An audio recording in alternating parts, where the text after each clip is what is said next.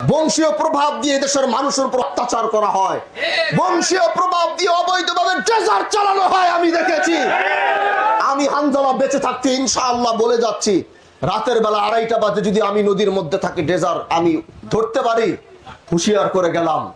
এক সাইড তো কাভার করে আসছি, আরেক সাইড ধরে নদীর ভিতরে ডুবানোর আগে ভালো হয়ে যায়, নাহলে আমার হাত থেকে দেশের একটা ডেজারও এখান থেকে যেতে পারবে না। একটা ডেজার আমার দেশের ক্ষতি হবে, আমার দেশের মাটির ক্ষতি হবে। এটা অন্তত আমি যতদিন এই আল্লাহ আমাকে দায়িত্ব রাখছে, আমি এটা হতে দিব না ইনশাআল্লাহ। ওয়াদা দিয়েছিলাম, অনেকগুলো ওয়াদা দিয়েছে, প্রতিশ্রুতি দিয়েছে। এই প্রতিশ্রুতিগুলো আমাদের দেশের মা বোনরা বিশ্বাস করেছে, আপনারা বিশ্বাস করেছেন, যুবকরা বিশ্বাস করেছে। আমার প্রতিশ্রুতি রক্ষা করতে গিয়ে আমার জীবনের ঝুঁকি আমার নিতে হচ্ছে, কারণ আল কারীম ইযা ওয়াদা ওয়াফা। মুমিন যখন ওয়াদা করে, মুমিন তার ওয়াদাকে রক্ষা করে। আমি প্রতিশ্রুতি দিয়েছিলাম যে আমি এমপি হওয়ার পরে এই দেশে মাদক ব্যবসা হবে না। এখন আমি এমপি হওয়ার পরও যদি এই দেশের মাদক ব্যবসা হয়, তাহলে আমার ওয়াদা কোথায় রাখলো? এজন্য প্রশাসনের যে হেল্প সহযোগিতা আমার থাকা দরকার, সেই মাদকের বিরুদ্ধে কিন্তু প্রশাসনের যতটুকু হেল্প পাওয়া দরকার সেটা কিন্তু আমি পাচ্ছি না। নিরস্ত্রভাবে আমি আমার নিজের জীবনকে ঝুঁকির মধ্যে থেকে রাত্রে 2:30 বাজে আমার মাদকের অভিযান করতে হয়। আমি ওয়াদা দিয়েছিলাম, আমি এই দেশে এমপি হওয়ার পর অবৈধভাবে বালু উত্তোলন করে দেশের মানচিত্রকে নষ্ট করা হচ্ছে, গরিব মানুষের ফসল আদি নদীর ভিতরে তলিয়ে দেওয়া হচ্ছে। আমি ওয়াদা করেছি আমি এটা করব।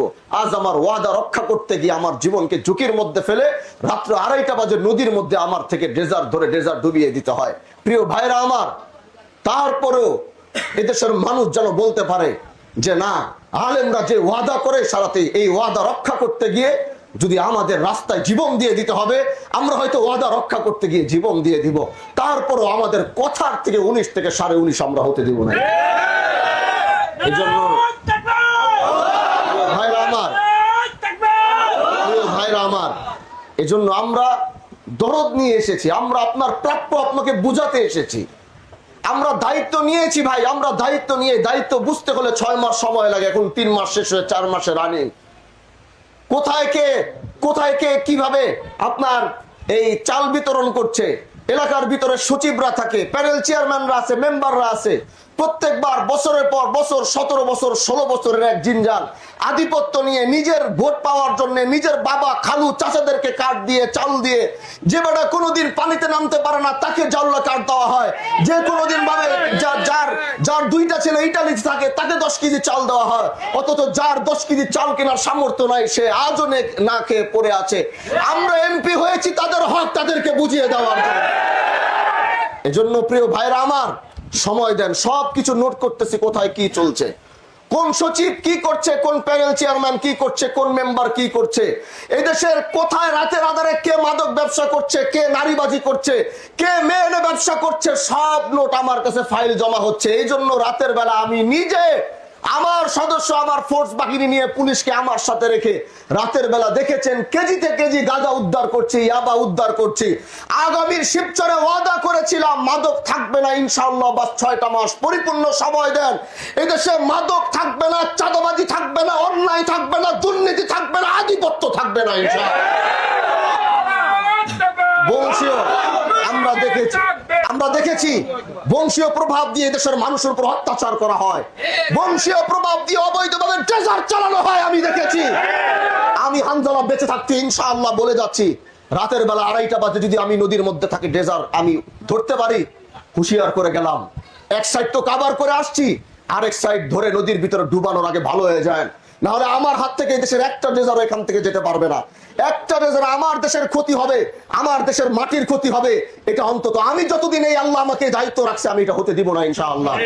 এজন্য খুব দ্রুত আসছি, ভয় পাবেন না, ভয়কে জয় করে উঠতে হবে। কিসের ভয় পান আপনি? আপনি ন্যায়ের পক্ষে কথা বলবেন, হকের পক্ষে কথা বলবেন, ইনসাফের আওয়াজ তুলবেন। সেটার জন্য যদি আপনার কেউ বিপদে পড়তে হয়, সর্বপ্রথম আপনার পিছনে যে ব্যক্তিটা থাকবে তার নাম থাকবে হানজালা ইনশাআল্লাহ। তাহলে ভয় আপনার কিসের? কেন তাদেরকে ভয় পান? বংশীয় প্রভাব দেখি আর কত অত্যাচার তারা এই দেশের মানুষের উপর করবে, কেন আপনারা সেই প্রশ্রয় দিচ্ছেন? 100টা মানুষ দাঁড়িয়ে অন্যায়ের বিরুদ্ধে দাঁড়িয়ে কথা বলেন, সর্বপ্রথম যদি আপনার সাথে কেউ দাঁড়িয়ে গলায় গলা মিলাবে সেটা আমি থাকবো ইনশাআল্লাহ।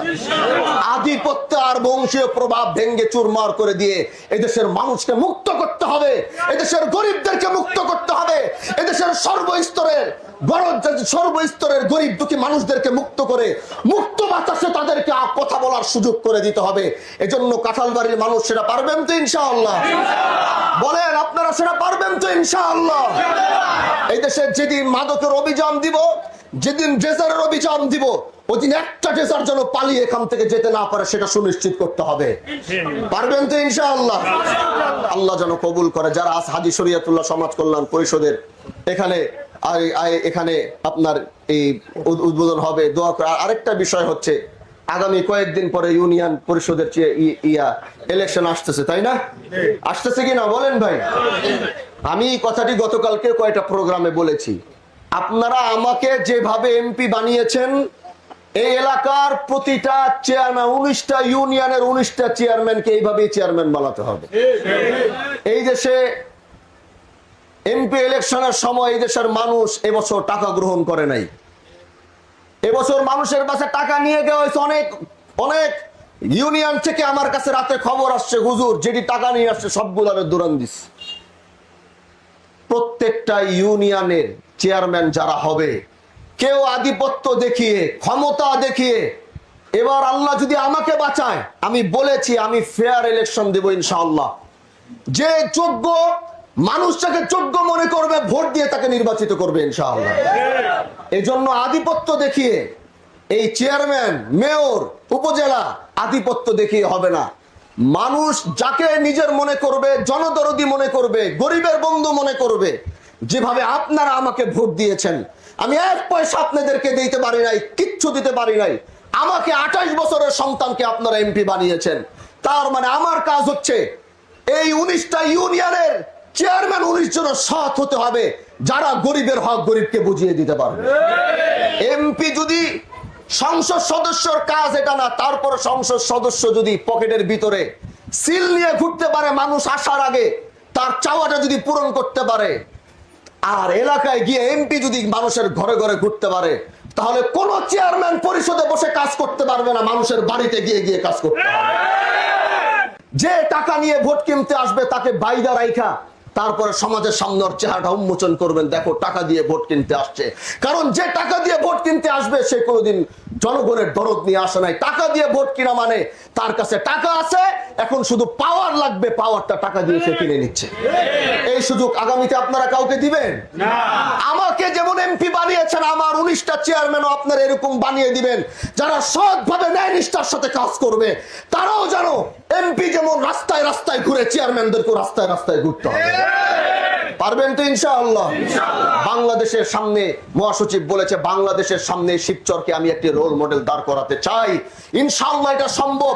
বাংলাদেশের প্রথম একটা থানা ঘোষণা হবে, যেই থানার ভিতরে কোনো মাদক নাই, চাঁদাবাজি নাই, অন্যায় নাই, জুলুম নাই, চুরি নাই, ডাকাতি নাই। এটা আমাকে একটু সহযোগিতা করেন, গোটা বাংলাদেশের সামনে শিবচরকে ঘোষণা দিব যে শিবচর মাদক মুক্ত হয়েছে, অন্যায় মুক্ত, জুলুম মুক্ত হয়েছে। শুধু আপনাদের সহযোগিতা প্রয়োজন। করবেন তো ইনশাআল্লাহ?